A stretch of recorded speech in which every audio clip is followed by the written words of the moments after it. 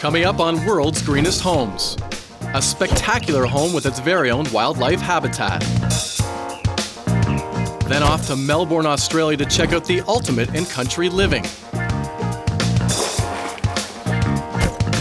And in Texas, a candy-colored house leaves me speechless. Wow, that's all I can say. Join us as we visit the world's greenest and most extraordinary homes on the planet.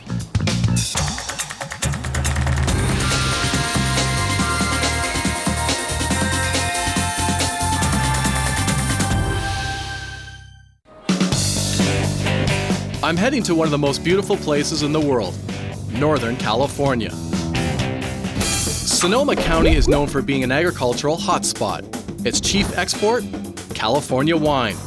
But this area has attracted another type of connoisseur, eco-minded pioneers determined to live in harmony with the environment.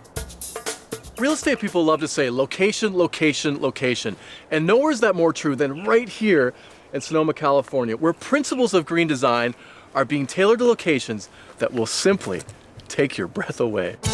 Surrounded by gardens and a spectacular view of the valley, this home is an eco-marvel.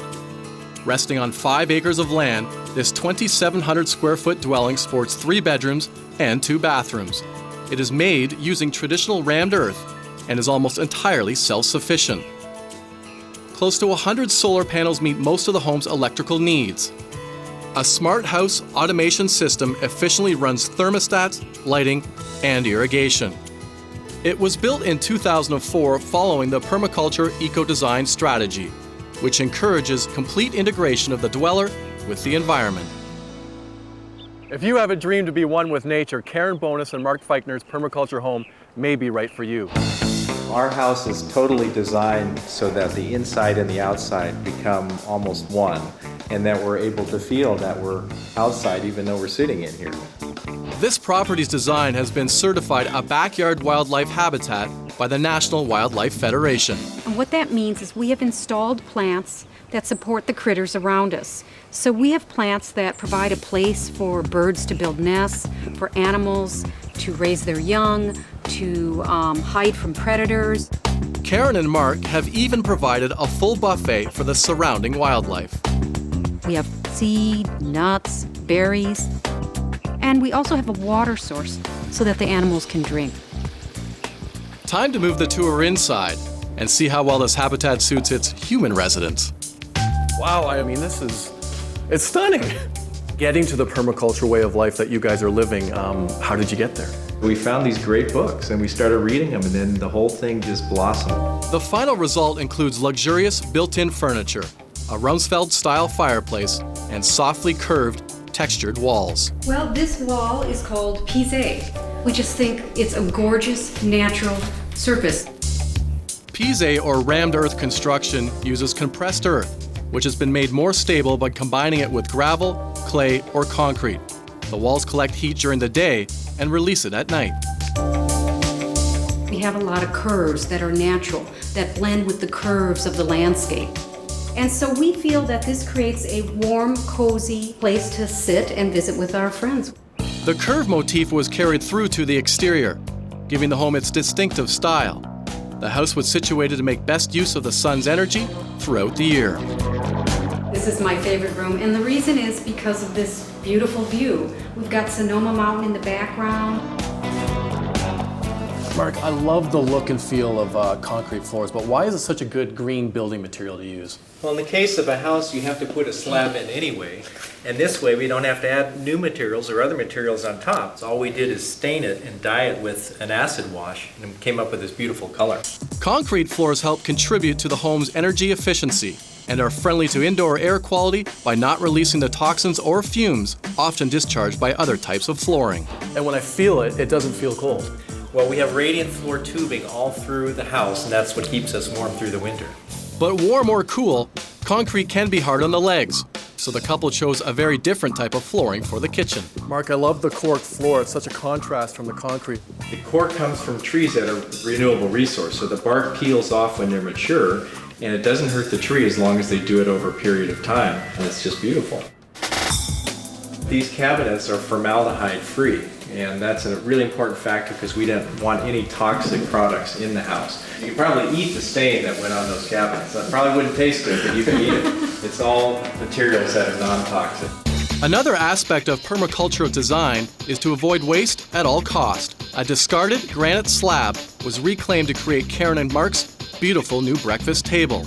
Leftover French tiles from another project were used to create the backsplash. But Karen's favorite find is in the bathroom. Yes, it's recycled marble. And believe it or not, there are these factories you can go to where you can buy these huge remnants of marble and granite. And you can buy them at a reduced cost. You can keep them out of the waste stream, and they'll customize them for you to fit your home. This shower is massive. I've never been anything so big. Where are you guys getting your water from?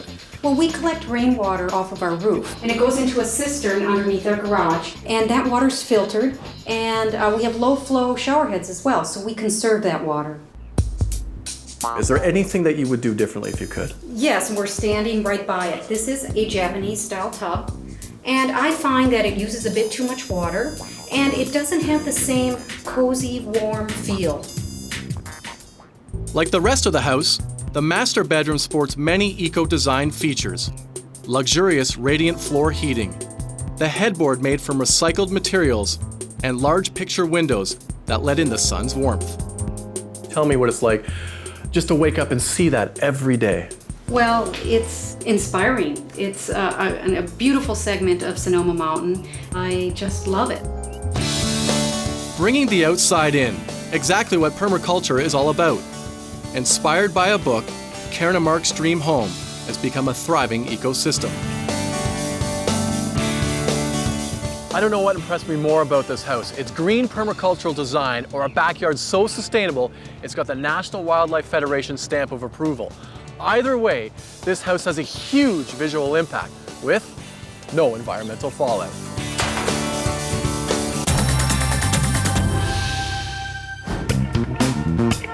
Melbourne, Australia is shaped by a dynamic population defined by a fierce respect for the environment. Just a short hour from this bustling metropolis is Mornington Peninsula, a sunny, picturesque land of even temperatures and fertile soil that is home to a number of award-winning boutique vineyards and some of the best wines in the world. And it's on one of these vineyards that a talented young local architect designed and built the perfect green home for his equally remarkable parents. We're at Paradigm Hill House, a small family-run 10-acre vineyard. The winery may be on the small scale, but when it comes to being self-sufficient, this 4-bedroom, 2-bathroom family house has no competition. Built in 2006, this 2,500 square foot house is nestled right in the vineyard. Rammed earth construction, double glazed windows, and sustainable plantation lumber are just a few of the home's eco-friendly features. An open concept living and kitchen space overlooks the precious vines. Down the hall is the serene master bedroom and a bathroom that sports the latest in eco-luxury. While the solar-heated infinity pool is designed to balance both body and mind. George and Ruth Mahali decided to abandon big city life and fulfill their dream of becoming winemakers. They found the winery, but needed a home that would reflect their taste and green sensibilities. Fortunately, their son was a budding architect, eager to build his first home. From day one, Mum and Dad were keen to look at a green solution to the house. So what we have here is really the heart in many ways of the house, and that's because this is where we spend most of our time. We wanted to include a very large expanse of north-facing glass to maximise the exposure to all the views, but then we had to make sure we could control the way the heat and the sunlight comes in through that glass. So we protected the windows via external cantilevered eaves, which enables us to stop most of the summer sun. By opening up the double glazed glass doors, this room expands way beyond just an indoor living space. We didn't want this place to be cavernous and uncomfortable. We wanted it to be cozy. It's a family home after all. And equally important for Ruth was the mix of fine food and fine design. So when it came to planning this state-of-the-art kitchen, there was no question she and Warwick would work together. I have some background in professional cooking, so I more or less knew what I wanted. The high-gloss wood countertop is made from recycled timber, and customized to be slightly higher than normal to accommodate Ruth's height. And this well-designed kitchen wouldn't be complete without its very own walk-in pantry. There was one detail of the kitchen that was kept a bit of a secret, and that was the splashback. It was the day after Mum and Dad purchased the property. We'd gone out to dinner. That was the night that Mum and Dad officially gave me the commission. I'd started making some scrawls on the tablecloth. So I kept the tablecloth and scanned it into the computer and then got it sandblasted into the glass. It became the gift of all gifts, really, from Warwick to us. So, welcome to the master bedroom. When you wake up here and you're looking out at the most spectacular vista, what more could you ask for? It's in the master bathroom where Warwick's attention to detail elevates the space into a perfect custom fit for his parents. For many, many years, dare I say decades, I brought Ruth an espresso to her first thing in the morning when she's having a shower. Warwick has responded to that by creating a very unusual feature in this bathroom, the espresso door. Warwick really did pay the attention to detail and really listened and understood what we were really wanting. Away from the bedroom and down the hall is the spacious billiards room. The flooring is reclaimed lumber from an old dismantled bridge. It's the most magnificent material. It's all iron bark. It's so hard that you can't just hammer a nail through it. You have to use a nail gun. The builders had real troubles affixing all the boards to the floor. Not to mention, finding the perfect spot for installing a sink? On the floor over there, we actually have a sink. And the reason for the sink is because that's what we call the boot room access, where we can come in from the vineyard and winery, wash up, and the boots are all stored in shelving underneath the floor. Not for the faint-hearted when one's drunk playing. The clear-story window louvers used in this room and around the rest of the home encourage cross-ventilation by allowing the rising hot air to escape. While the average temperature for the area is around 86 degrees Fahrenheit, the home's interior temperature is usually a comfortable 73 degrees. How about a game?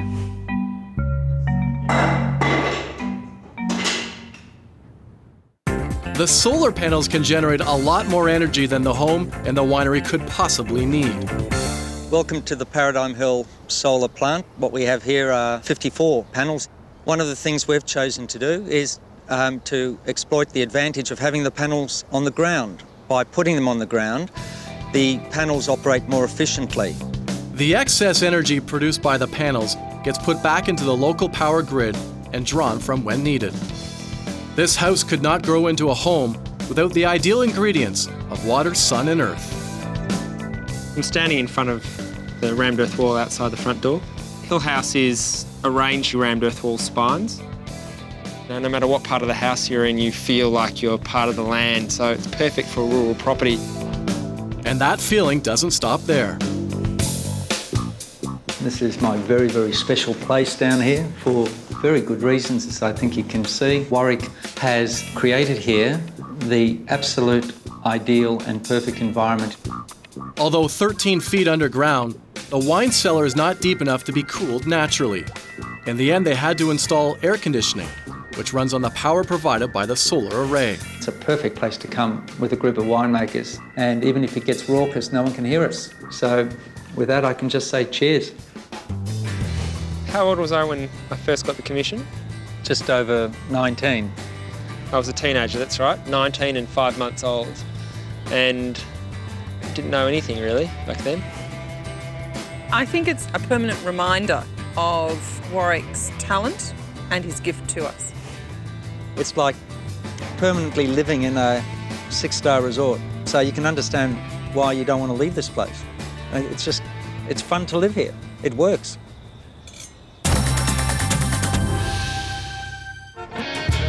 Next, we're going to a place traditionally known for its big hats, barbecue, and big oil. This is Texas, the heartland of football. But here in Austin, forget the stereotypes. This is fast becoming one of the greenest big cities in America. Situated on the Colorado River, Austin, Texas is the state's 4th largest city and one of the top places to live in the U.S. From the outside, you would think this 2,600 square foot, 2-bedroom funhouse was made of candy. Inside, it's even kookier. A bright banana-colored kitchen, a Las Vegas-style bedroom, Room after room after crazy room. There's even a 40-foot observation tower out back. Once upon a time, there was a boy named Peter Pan who flew to Neverland so he'd never have to grow up. In James Talbot and Kay Pill's green home, they've whimsically named Castle Neverlandia. There's no Peter Pan, but there's enchantment everywhere. Being a card-carrying hippie, a flaming hippie, when I went to architecture school, I developed a big interest in children's playscapes. Talbot bought the property 30 years ago, and with the spirit of the times, transformed it into the energy-efficient, 3-story chalet he's always dreamed of having. It was built with materials salvaged from brick and steel yards, all natural heating, 30 photovoltaic panels, and a rainwater collection system. And of course, his own unique design touches. I'm assuming this is the doorbell.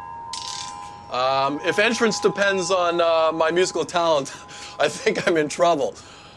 Kay Talbot, am I supposed to be talking into here? Actually, you're supposed to be singing. Singing? Old MacDonald had a farm, E-I-E-I-O. How about that? Come in quick. Wow, that's all I can say. The reflection of light is just stunning. This is the earth altar. I use symbols from the tarot deck and various other places to remind myself of the earth. This earth altar is more than just mirrors and glass. One aspect that most people don't realize is that some of my father's ashes are built into the mortar. What was that? Some of my father's ashes are built into the mortar. All through the brickwork and the grout, I sprinkled my father's ashes. This takes recycling to a whole new level. Here's looking at you, Dad. This is the fire altar. You mean the fireplace? We built a Rumford-style fireplace, which is very narrow and tall and throws the heat out into the room more. And then mirror that reflects the firelight out into the room. As it turns out, the fire altar is also the home's only source of heat, which means no heating bills. And Talbot has devised another ingenious way to save money and the environment. Talbot made a drain pit down here. The drain pit allows them to wash away the ashes to the garden. Wood ash is a good source of potassium, so it's great for plants. To say the kitchen is sunny and bright is an understatement. Who picked this color? He did. Oh, you're both pointing fingers. I love it. Having settled on theme, Talbot didn't rest until he tracked down a vintage yellow sink. The kitchen is generally the most energy-consuming spot in the house, but not this one. We don't have a dishwasher. We wash our own dishes. That's the smallest stove you're going to be able to find. We never have pilot lights lit. We just light the stove as we need it.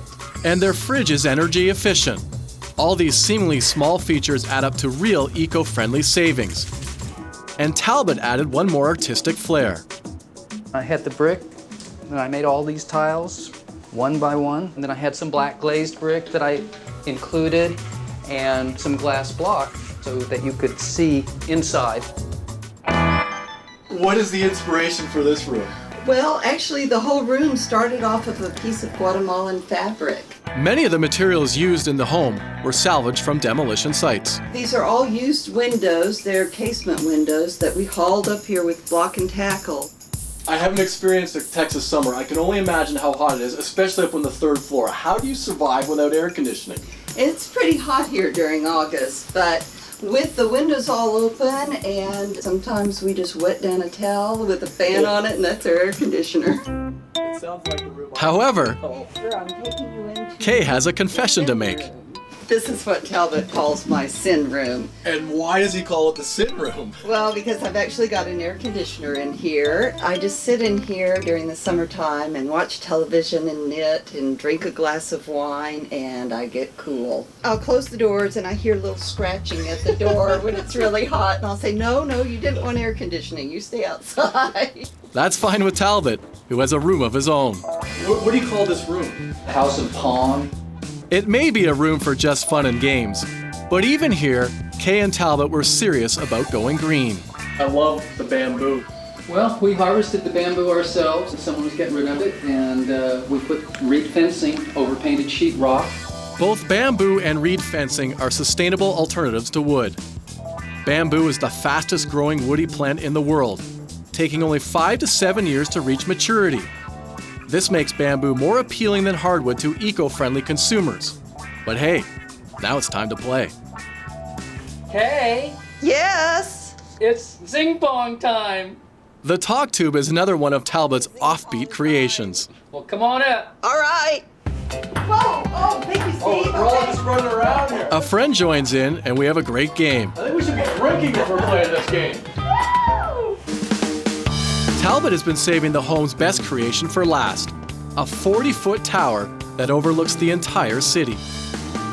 Not bad, huh? This is one of the coolest things I've ever seen. I wanted to build this tower ever since I moved into the house. I knew I was going to do it, and it was just a matter of figuring it out. And I put it off, and finally somebody dared me on a Saturday night to get it done immediately.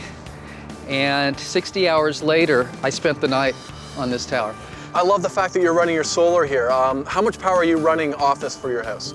It cut our usage down about a half. And the sunlight is not the only natural element being harnessed. We have a rainwater catchment system for the garden made out of 55-gallon barrels. They also recycle their gray water, the water first used for dishwashing, laundry, and bathing. This means their garden will never suffer from those cruel Texas droughts. Peter Pan, Las Vegas, colors of the Easter Bunny. I would never imagine so many influences could blend into one magical, eco-friendly home. But Casa Neverlandia proves that just like Tinkerbell, when it comes to going green, you just have to believe. So John, you can take the ladders, or you can take the bridge, or I suggest you take the pole. Come on down. Talbot, that sounded like a dare. Of course I'm gonna do that. What do you think, I'm a wuss? Whoa! That was so cool.